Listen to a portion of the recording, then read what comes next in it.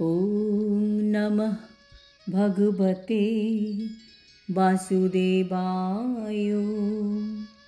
শ্রীমদ্ ভগবদ গীতা সপ্তম অধ্যায় বিজ্ঞান যোগ। হরে কৃষ্ণ। আজ আমরা বিজ্ঞান যোগের 29 নম্বর শ্লোকটি শুনব।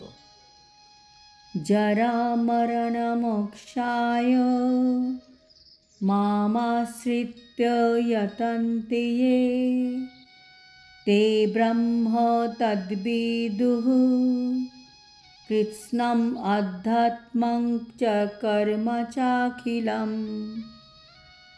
অনুবাদ: যে সমস্ত বুদ্ধিমান ব্যক্তি জরা ও মৃত্যু থেকে মুক্তি লাভের জন্য প্রয়াসী, তারা আমাকে আশ্রয় করে যত্ন করেন। তারা প্রকৃতপক্ষে ব্রহ্মভূত, কেননা তারা অধ্যাত্মতত্ত্ব ও কর্মতত্ত্ব সম্বন্ধে সম্পূর্ণরূপে অবগত। জরা মরণ মোক্ষায়, যে সমস্ত বুদ্ধিমান ব্যক্তি জরা ও মৃত্যু থেকে মুক্তি লাভের জন্য প্রয়াসী হয়। মামাশ্রিত্য যতন্তে ये, তারা আমাকে আশ্রয় করে যত্নবান হন। তে ব্রহ্ম তদ্বিদুঃ, তারা প্রকৃতপক্ষে ব্রহ্মভূত। কৃৎস্নম আধ্যাত্মং কর্ম চাখিলম, কেননা তারা অধ্যাত্মতত্ত্ব ও কর্মতত্ত্ব সম্বন্ধে সম্পূর্ণরূপে অবগত। তাৎপর্য: আমাদের এই যে জড় দেহটি, এটি জন্ম, মৃত্যু, জরা ও ব্যাধির দ্বারা আক্রান্ত হবেই হবে, কেউ সেটা রুখতে পারবে না। কিন্তু চিন্ময় দেহ কখনোই এই জন্ম, মৃত্যু, জরা ও ব্যাধির দ্বারা প্রভাবান্বিত হয় না।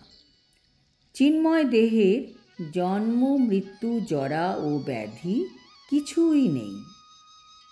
তাই কেউ যখন তার চিন্ময় দেহ ফিরে পায়, তখন সে ভগবানের পার্ষদত্ব লাভ করে এবং সে তখন ভগবানের নিত্য সেবায় নিযুক্ত হয়। তখন সে যথার্থই মুক্ত হয়ে যায়। এই জগৎকে বলা হয় কুণ্ঠ, মানে যেখানে শুধু দুঃখই আছে, জন্ম, মৃত্যু, জরা, ব্যাধি রূপে। আধ্যাত্মিক জগৎ বা চিন্ময় জগৎকে বলা হয় বৈকুণ্ঠ, যেখানে কোনো দুঃখ নেই, কষ্ট নেই, কারণ সেখানে জন্ম, মৃত্যু, জরা, ব্যাধি নেই।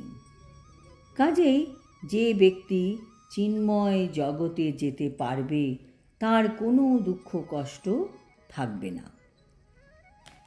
অহম ব্রহ্মাস্মি, আমি ব্রহ্ম।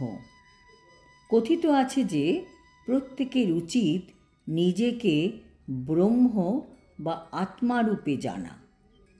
যদি কেউ ভক্তিমার্গে থেকে ভগবানের সেবা করে, তবে সে ব্রহ্মানুভূতি লাভ করে। এই শ্লোকে সেটাই বলা হয়েছে। ভগবানের শুদ্ধ ভক্ত যারা, তারা ব্রহ্মভূত স্তরে স্থিত হন এবং তারা অপ্রাকৃত যেসব কার্যকলাপ, তার সম্বন্ধে সম্পূর্ণরূপে অবগত থাকেন। ভগবানের সেবাপরায়ণ যে 4 প্রকার অশুদ্ধ ভক্ত, তাদের নিজস্ব অভীষ্ট সিদ্ধি লাভের জন্য ভগবানের কাছে শরণাপন্ন হয়, যেমন আর্ত, অর্থার্থী ও জিজ্ঞাসু। আর্ত হচ্ছেন যারা এই জগতে খুবই সমস্যার মধ্যে রয়েছে, তখন তারা উপায় না দেখে ভগবানের শরণাপন্ন হন। আর অর্থার্থী যারা অর্থ লাভের আশায় ভগবানের কাছে যায়। আর জিজ্ঞাসু মানে যাদের ভগবান সম্বন্ধে, আধ্যাত্মিকতা সম্বন্ধে জানার আগ্রহ আছে, তারা ভগবানের সেবা করে। তারা ভগবানের সেবা করে ঠিকই, কিন্তু তাদের ভিতরে কিছু কামনা আছে, কাম্য বস্তু আছে। আর চতুর্থ শ্রেণীর ব্যক্তি হচ্ছেন জ্ঞানী, যিনি এইসব জড় জগতের যে ঝঞ্ঝাট, এর থেকে মুক্তি পেতে চান। তিনি ভগবানের কাছে যাওয়ার কামনা করেন না, তিনি শুধু চান মুক্তি। এদের সকলকে অশুদ্ধ ভক্ত বলা হয়, কারণ এদের মনের ইচ্ছা পুরোপুরি চিন্ময় নয়।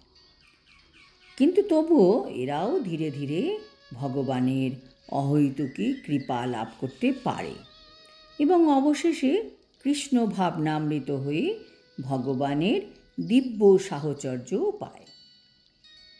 কিন্তু যারা বিভিন্ন দেবদেবীর উপাসনা করে তারা কখনোই ভগবানের নিত্য ধামে পৌঁছতে পারে না। তারা সেই সব দেবদেবীর লোকে পৌঁছবেন। এমনকি অল্প বুদ্ধি সম্পন্ন ব্রহ্মজ্ঞানীরাও ভগবান শ্রীকৃষ্ণের পরম ধাম গোলক বৃন্দাবনে পৌঁছতে পারে না। কেবল যারা সর্বতোভাবে মাম আশ্রিত বা কৃষ্ণ ভাবনাময় কর্ম করেন তাদেরই যথার্থ ব্রহ্ম বলে অভিহিত করা যায়, কারণ তারা বাস্তবিকই কৃষ্ণ লোকে উত্তীর্ণ হওয়ার অভিলাষী। এই ধরনের ভক্তদের শ্রীকৃষ্ণের ভগবত্তা সম্বন্ধে কোনো সন্দেহ নেই, তাদের পূর্ণ বিশ্বাস থাকে ভগবানের উপর, তাই তারা বাস্তবিকই ব্রহ্ম। যারা ভগবানের অর্চা বিগ্রহের উপাসনা করেন অথবা জড় বন্ধন থেকে মুক্ত হবার জন্য ভগবানের ধ্যান করেন, তারাও ভগবানের কৃপার ফলে ব্রহ্ম, অধিভূত আদির তাৎপর্য উপলব্ধি করতে পারেন। সেই কথা ভগবান পরবর্তী অধ্যায়ে বিশদভাবে বলবেন। আজ এই পর্যন্ত। আগামী শ্লোকটি এই বিজ্ঞান যোগের সর্বশেষ শ্লোক। শ্লোকটি অতিশয় গুরুত্বপূর্ণ। আমরা জানতে পারব যে ভগবান বলছেন যে কোন কোন ব্যক্তি মৃত্যুর সময় আমাকে মনে রাখতে পারে, কারণ মৃত্যুর সময় ভগবানকে মনে রাখা অতি কঠিন কাজ। হরি ওম তৎসৎ। হরে কৃষ্ণ।